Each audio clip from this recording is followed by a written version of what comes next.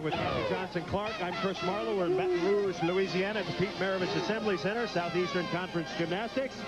We've completed one rotation. LSU scores a 48.875, pretty good, just below their average. Meanwhile, Alabama scores its lowest bar score of the season, 49.025. Still pretty good, but low for them.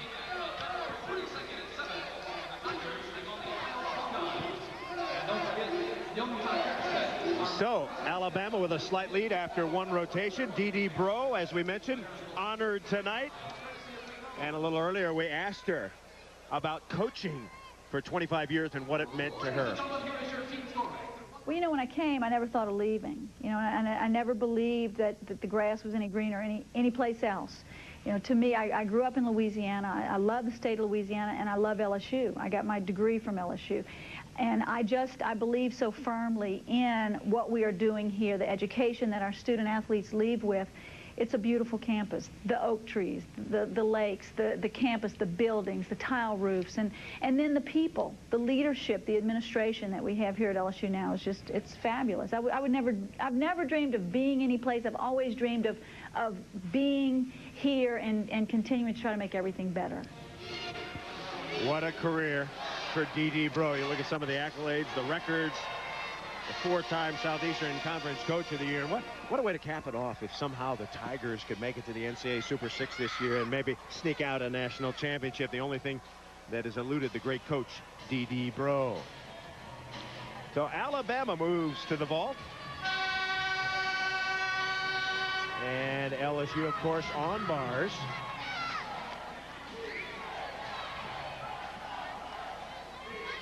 Southeastern Conference loaded this year with outstanding teams. Of course, Georgia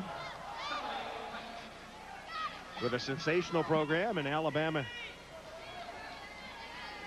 And Florida with one of their best teams. Absolutely. In fact, Florida has already beaten LSU. LSU is a different kind of team, Kathy.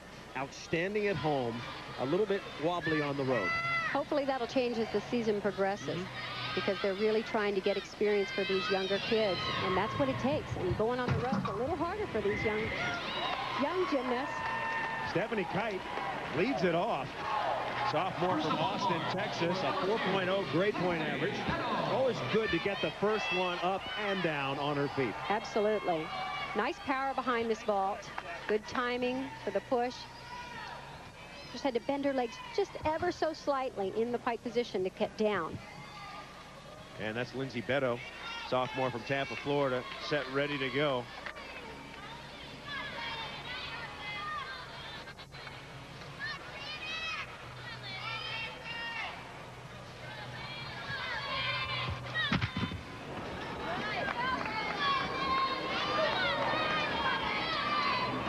She's only competed bars once this season. So again, gaining some good experience in competition, dealing with some nerves. A little short on all those handstands. Remember, they're looking for vertical, right on top of the bar on everything.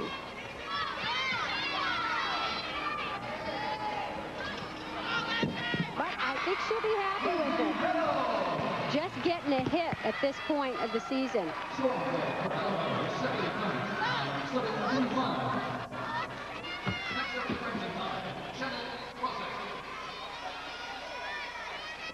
Let's go a little bit early. That's why the ground came around a little sooner than she expected, but she didn't move her feet. Kite got a 9.725 for her leadoff work. And we're set now for Shannon Hrozek. Well, the best part of the ball absolutely was the landing. You can't do it any better. It was a little bit low. I was thinking as she came on the horse, boy, this is going to rotate just horse high instead of really rising up. See how it just rotates right in there. But look at that, nails it like a dart.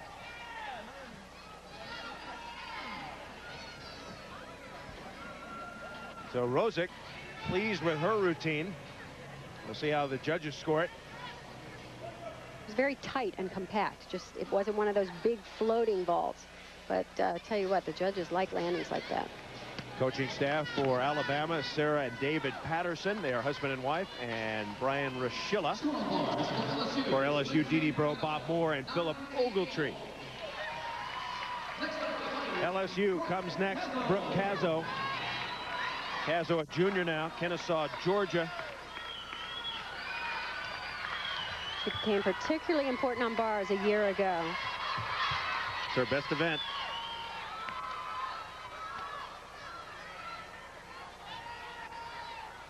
She went 9.825 against Utah in that big win.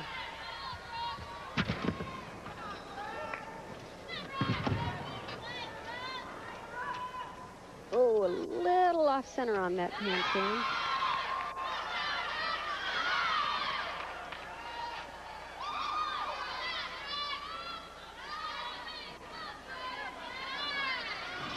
A little bit past vertical on those. Very risky pirouetting right on top of the bar. It's too chancy. Going to go the wrong way. Takes a lot of technique and just repetition in the gym to perfect it. Whoa, there you go.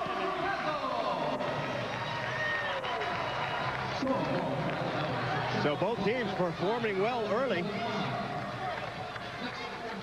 See what I mean? She was a little bit past vertical on the high bar and then just shy of the handstand on the low bar. Alabama's Shannon Hrozek got a 9.775. Alexis Brion is next. Now this is one of the most powerful gymnasts that I've seen. She's just so explosive, very fast down the runway. And wait till you see her tumbling. Oh, boy, she crammed into the horse, unfortunately. That is the downside of being really strong and powerful and fast. See how she's going, ooh, Is that a with slip her with the hands? No, she's just powered into the horse, and she came on too low and too hard. We call it cramming into the horse, and then you can't block. You've got to time, and arms have to be extended when you make contact. I mean, you could almost hear it. Yep. Boom, and see how her hands even slipped on the top. She's lucky she got it around, really. That's how strong she is. But she did pull her feet around, and if anything, she just brushed that hand on the floor. I don't even know if it touched. Boy, she's fortunately not happy with that. The one in warm-ups was gorgeous. Yeah, that will be a score that Bama will hope to drop. Now, Marina Degteva. She is good on bars.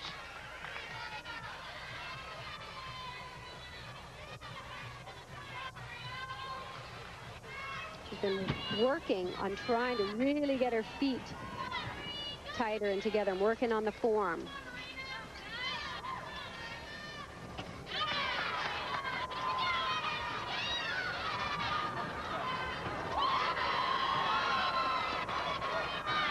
It's nice to see. Most of the time we see a different kind of release. That was called a Degteva on the high bar.